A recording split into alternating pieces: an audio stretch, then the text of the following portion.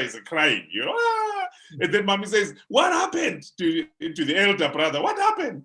No, so-and-so said this to me, so-and-so said something to me, So you find that, well, for kids, that ability to say something mean to others has not really been thought through. It's about, what, I'm going to get you, I'm going to say something mean.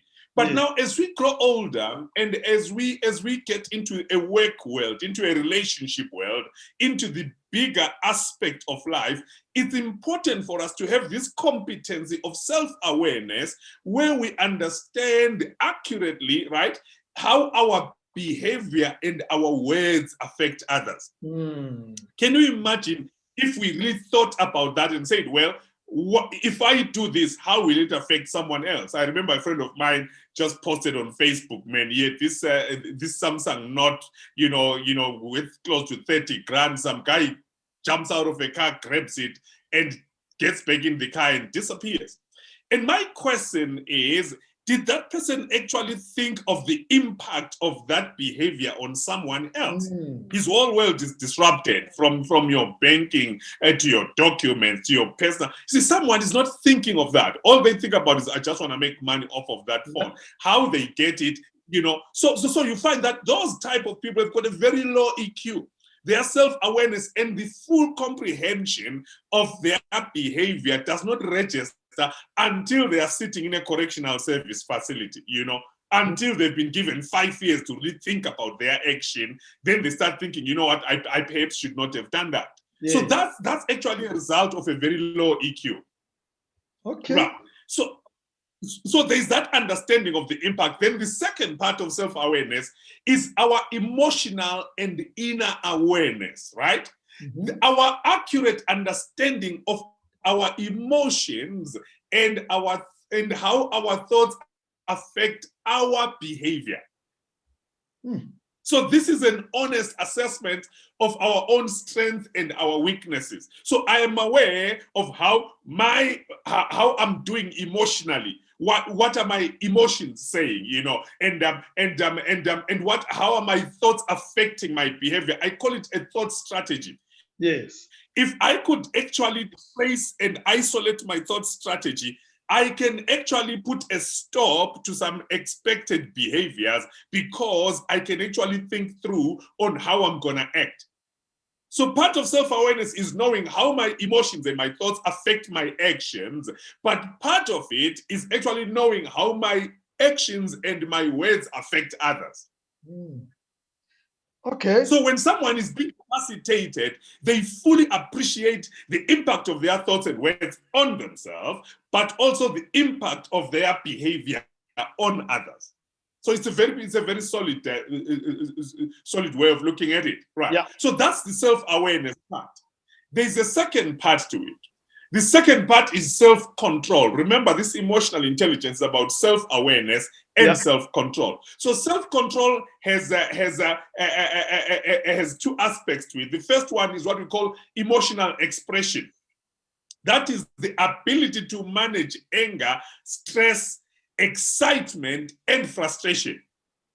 Now, it's important, Rams, and that's why I say today is a deep dive. I don't want to rush through it, but I want people to really understand this. Emotional expression is about our ability to manage anger. How do you manage your anger? How do you manage your stress? And then also, how do you manage your excitement? Because a lot of people think, well, people must manage anger and stress. But have you seen that human behavior is just as destructive when people are excited as it is when people are stressed? Because when we are stressed, right? I've seen it more in excitement, Dr. T. When some people get excited, it really frustrates me. They don't know how to manage their excitement. People forget themselves when they are very excited. Sometimes even worse than when they are stressed. Exactly. You see, the point is that when we are stressed or frustrated, right, the reptilian brain kicks in and suspends all reasoning. So somebody will act in a certain way because now their survival is under threat. But equally, when people are excited, they cast off restraint. You see, so they cast of restraint to a level where you wonder, okay, what exactly is happening here? Well, humans struggle to actually manage their stress and anger as much as they actually struggle to manage their excitement as well as their frustration. So our emotional expression is very key in terms of self-control. It's useless for me to be aware of my emotional impact and my behavior impact on others if I don't know how to control it. Yes. So secondly, it's courage, right? And this is very important. Remember, courage is the ability to manage fear. So self-control means you must have courage. Yeah. And courage is the ability to manage fear. If we say that guy is courageous, it's because he's got this amazing capacity to manage his fear and walk into areas or into dimensions where everyone else would run away. Yes. Right? And secondly, it's resilience. What is resilience? Resilience is the ability to manage disappointment or failure. So whenever you've seen resilient people, you can't talk of resilience without pressure. You can't talk of resilience without, the context of failure and challenge. And so resilience is actually the ability to manage disappointment or failure. So all of these, they form the context of self-awareness and control, where you are aware of yourself and then you are able to control what you are aware of. Okay. And then, of course, the next EQ, emotional intelligence, is empathy. What is that? Empathy. Oh, this one is big. It's the ability to understand the perspectives of others. Ram, someone said evil is the absence of empathy, the incapacity to step into the other person's shoes. Wow. And so you find, why is this important? This is so important because we have a lot of people who have got a very low EQ. I am more in most relationships, people say, you just don't get me. You are not listening to me. You're not understanding what I'm saying. What they are saying is that, look, I need your empathy as I'm trying to explain myself. What are the core competencies there? The core competencies in empathy, for example, is what is called respectful listening. This is very key, especially for relationships. It's listening respectfully to others to develop a deep understanding of their points of view. So it's important to listen respectfully. Why is this important, Rams? Because a lot of us don't listen to understand. We listen to respond and react. Well, that's what happens on social media, Dr. T. People just wait to react. There's no engagement. They don't even hear what you say. They just want to react. Oh, absolutely. And that's always very dangerous. And even when you talk to someone who is actually listening to react, you can tell they are not hearing you. They can't wait for you to finish so that they can also unleash their emotion on you, type thing. And so a lot of challenges could be easily sorted out if people could actually listen to develop a deeper understanding of the other point of view. And that is why after people have fought, talk to them a while and they're like, oh, okay. No, now I understand. But in the situation, it was very heated. Well, it was an absence of empathy right there. And then secondly, it's a feeling of impact, So there's a competence where you need to understand and feel the impact. This is the ability to assess and determine how situations, as well as our words and our actions, affect others. Very, very important. Yes. So if we're being empathetic, we need to actually develop a core competency where I consider how my actions will affect Rams. So now I put myself in your shoes and be the one that's listening to me talking. That actually helps. If I was actually the one listening to myself, how would I take this? So that will help me generate context for my feelings and context for my words. So and then a third part of empathy. Before we go to the third point, so you're saying to me, when I engage with others with empathy, I must always open the eyes of my heart. Oh, absolutely, absolutely. Man, you couldn't have put it better. Yes. It's actually opening the eyes of the heart Yes. so that you can project yourself onto the other side and then be the recipient of what your heart is saying. It's very, very important. Okay. So this will enable our people to slow down. It will enable us to slow down.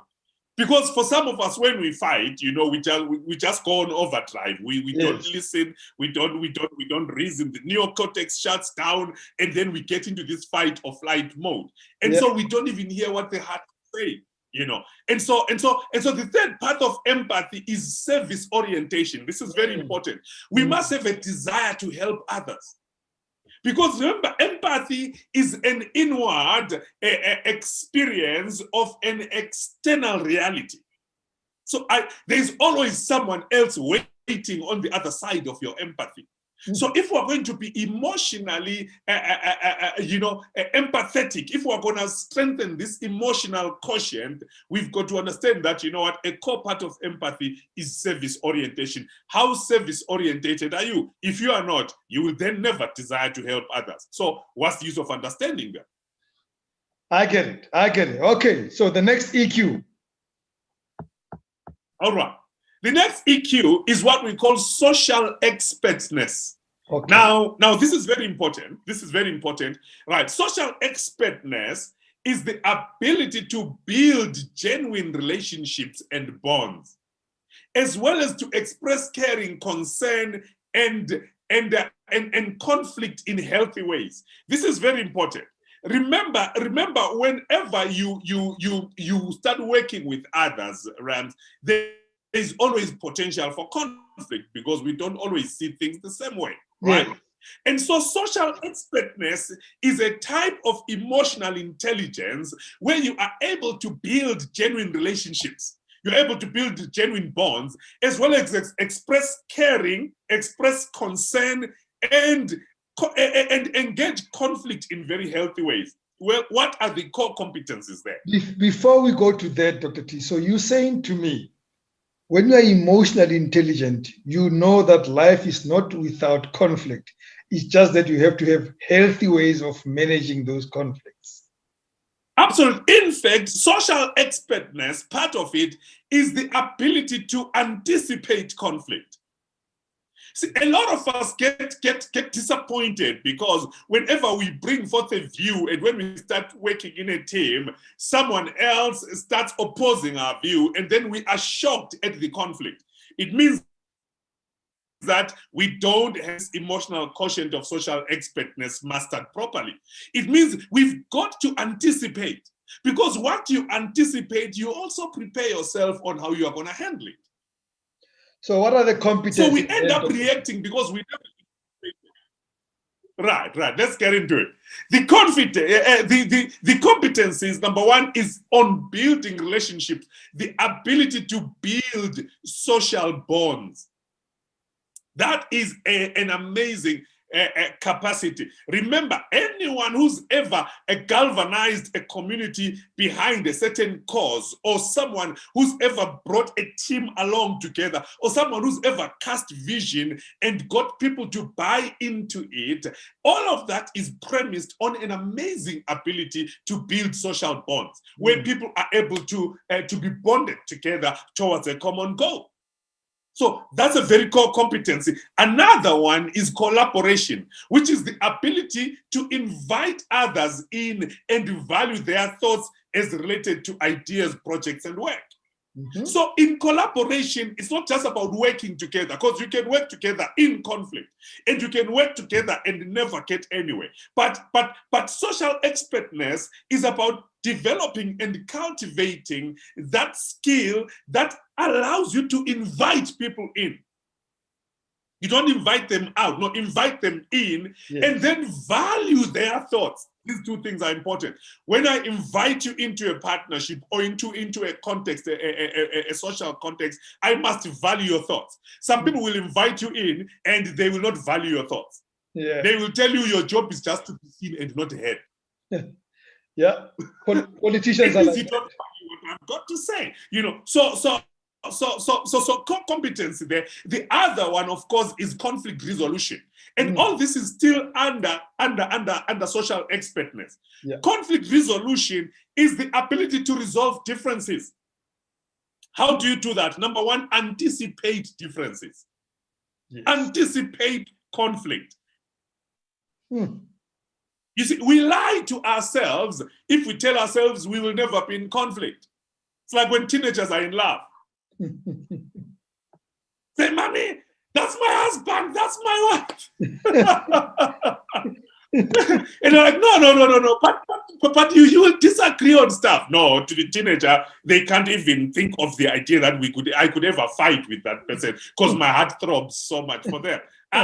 Anticipate conflict. That's a sign of maturity. and so conflict resolution comes where you already are able to anticipate conflict. Therefore, you can prepare your mind. You can strategically position your emotions and position your relational ability to be able to resolve conflict in amazing ways. Great leaders are people who have this amazing capacity to resolve conflict. In very high heated situations, they can come in and pacify everybody and recalibrate people's minds towards a common vision. Can they also do it, Dr. T? Are they able to do it even in an organizational setup? Because I sometimes find it easy to resolve conflict between you and I, but do you have to have the skill even in an organizational space? Oh, absolutely. That's so critical, Rams, because remember, we live out the most of our lives. As long as you are employed, as long as you have a job, most of your life is lived in your job. You are clocking in 8 hours a day. So the best of your day, and actually let me venture and say the best of your life, the best 8 hours of your life are not spent at home trying to rest because you had a long day at work. No, they are not spent talking to your spouse or talking to your children. No, they are actually spent in an organization. In that work context where there's a common goal, you've gotten together with others to provide a service and for which you get remunerated. So, organizational savvy, cultivate your social expertness as an EQ in helping others understand how things function and in you being able to understand and maneuver within an organization. I was having a meeting with a friend and she was saying, you know what, I know how to get what from who. I know who to go to for what. I know how to make things move around in the organization. I said, this one has got this social expertness, EQ, well mastered. Excellent, excellent. So, Dr. T, we have 10 minutes to complete the next two. Okay, all right, lovely. Right, so the next one is personal influence, right? Yes. Personal influence is the ability to positively lead and inspire others as well as myself or yourself. So personal influence is not just about leading others, no, it's about inspiring others as well as inspiring self. Yeah. Well, let's talk about the context of others there as in terms of the core competencies, right? It means you are able to influence others. Influencing others means exerting a presence or exerting a viewpoint so amicably that others see value. So if you can influence others, then you can lead others. And leading others speaks of the ability, right, to have others follow us. As John Maxwell says, if you are leading and nobody is following, guess what? You are simply taking a walk alone. So that ability to train, remember the word train. When we talk training, the concept is that there is a car. Right? There's a head. The train is the head, and then the cars get attached to the head. That's what a train is. I got on a train to go to Cape Town. Well, the train is the actual head, and then the cars get attached to the head. So the concept and the context of leading is where you become the head, but you are able to attach others to you, and they follow. Okay. So that's a very solid EQ. personal influence. The second part, the second core competency is about the ability to create a positive work climate. This is where you create an inspiring culture, right? So in a work context, you create an inspiring or inspirational culture where people look forward to coming to work, where people look forward to being a part of your team. You don't do that when you are grumpy, when you lord it over people, when you lead by position.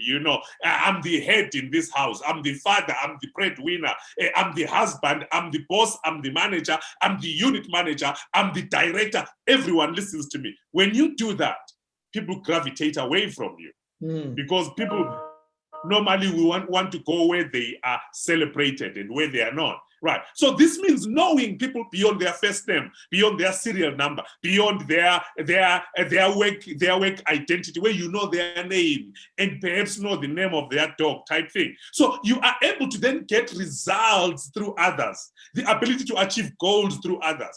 Great CEOs are able to turn around companies, not because their strategies are so this and that. No, they are able to inspire people towards a common vision. Okay. Personal influence, my brother. It's very powerful. Right. And then you said, Dr. T, you said I must also then be capable of influencing myself. Oh, absolutely. Absolutely. So the two go together.